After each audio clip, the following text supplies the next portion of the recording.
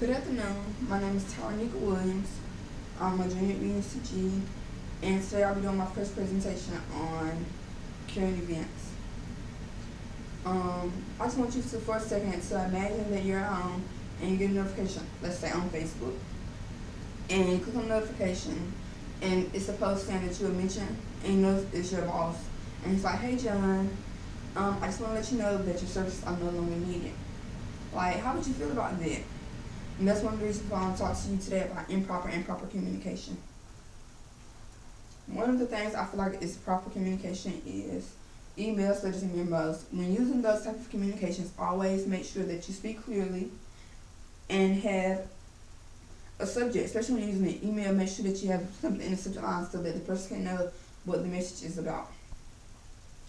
When typing a letter or memo, be very clear about what you're asking or what you're trying to convey, so that there would be any like mixed feelings or mixed emotions. Make sure you are distinguished between formal and informal. You don't want to send like an informal email when it's a formal situation. So you always want to make sure that you know what type of setting you're in.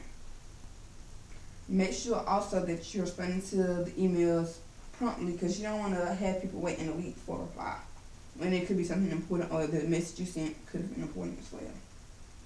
Another thing is face-to-face. Face-to-face communication is important, and I feel like it's a proper technique, but you always got to use proper grammar. Make sure you use good posture, and make sure that the message you are conveying, you get it across the correct way. You don't want people to take it the wrong way. You want to make sure that when y'all both leave the meeting, that both y'all on a clear understanding of what's going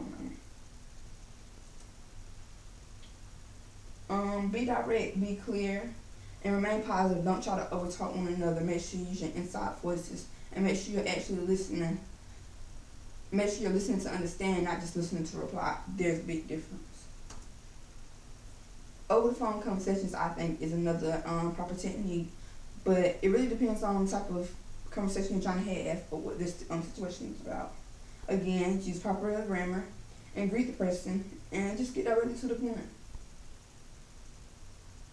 Make sure that you're keeping the conversation to a minimum, because again, you are in a work environment, and if it's something that really needs to really be talked about that may take a long time, then I would think that you would use face to face instead of over the phone anyway. Now I'm going to talk about ways that you shouldn't use to communicate in the workplace. Social media. Do not use social media as in the scenario that I used in the beginning. That's not the proper way to go about things, especially if you're firing someone. You don't want to fire them over social media. That violates privacy, and it's just embarrassing.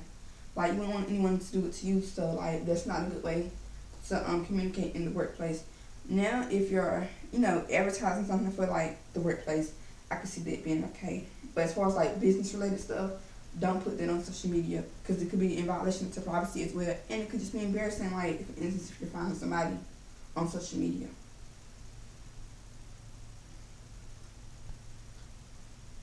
You always want to make sure that you are going about things the right way. So when I say social media, don't use Facebook, Snapchat, Instagram, or Twitter. The basics.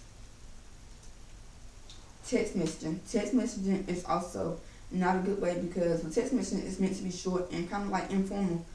And like in business setting, like you want to make sure that the message is getting conveyed clearly. And sometimes in text messaging, like it doesn't get conveyed clearly because it's meant to be short.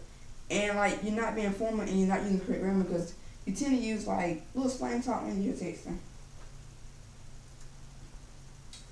And sometimes when you text somebody in a business setting, it may give them like the impression that, hey, this is not important. And you don't want to do that, because if you're trying to get across to somebody in the business setting, then more than likely it's something important that you're trying to talk about. So you don't want to send a text message, because it's not the right way to go about things in the business setting. And it's, like I said, it's very informal, and you just want to make sure that you're not conveying the wrong thing, because a lot of times things, don't get conveyed in the right way in text messaging. Now, I have hope that you understood the proper and improper techniques of how to communicate on the workplace, and it's something that we can use every day. I hope that you take this throughout the rest of your work career, or like college career, and just use it. And I have learned so much from this presentation while doing the research and stuff. And I hope that you have learned from my presentation. Thank you.